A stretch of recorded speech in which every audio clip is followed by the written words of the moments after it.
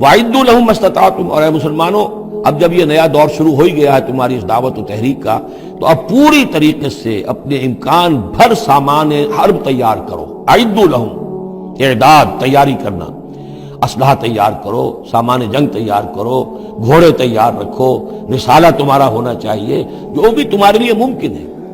یہ توکل کا مطلب یہ نہیں ہے کہ تم ہاتھ پر ہاتھ دھر کر بیٹھ رہو اللہ تمہاری مدد کرے گا۔ اعدوا لہم ما استطعتم، اپنی استطاعت جو ہے اس کی حد تک تو پوری تیاری کرو، من قوت، طاقت سے بھی، ومن رباط الخیل، اور پلے ہوئے گھوڑوں کے ذریعے سے بھی۔ اس لیے کہ اس زمانے میں جنگ کے لیے سب سے زیادہ جو مؤثر شے تھی آپ کو معلوم ہے وہ گھوڑا، تیز رفتار ہے، اونٹ جو ہے تیز دوڑ نہیں سکتا ہے۔ اور اسی حوالے سے آج سمجھ لیجئے ہمارے لیے بہت اہم مسئلہ ہے یہ، اللہ تعالیٰ نے شاید عالم اسلام میں پورے میں پتہ نہیں 50 60 70 کتنے ملک دنیا میں ہیں مسلمان کہلاتے ہیں، ایک ملک ہے صرف جسے ایٹمک صلاحیت دی ہے، اور یہ امانت پوری امت مسلمہ کی ہے، مسلمانان پاکستان کے پاس۔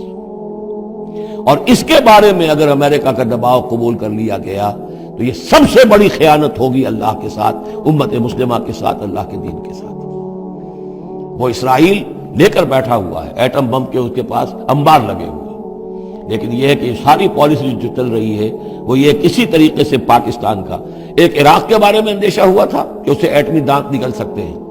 اس ایک مرتبہ اس کا وہ ایٹمک پلانٹ جو ہے اس کا بھرکس نکال دیا تھا، دوسری مرتبہ یہ کہ اس کا پورا بھرکس ہی نکل گیا، اگلا پچھلا کھایا پیا سب اگلوا دیا۔ اور پاکستان پر سارا دباؤ، ساری ڈپلومیسی بھی چل رہی ہے اس وقت، کان کھولنے کی اور آنکھیں کھول کر دن گزارنے کی ضرورت ہے۔ ہمیں حکم یہ ہے کہ جو بھی اللہ نے تمہیں دیا ہے، تمہارا امکان، جو بھی تمہارے پاس امکانی طاقت ہے اسے سنبھال کر رکھو، ڈیٹرنٹ۔ اعدوا لہم ما استطعتم من قوت ومن رباط الخیل ترہبون بہ عدو اللہ، تاکہ تم اللہ کے دشمنوں کو اس سے ڈرا سکو، یہی ہے ڈیٹرنٹ، معلوم ہو کہ ان کے پاس وہ طاقت ہے۔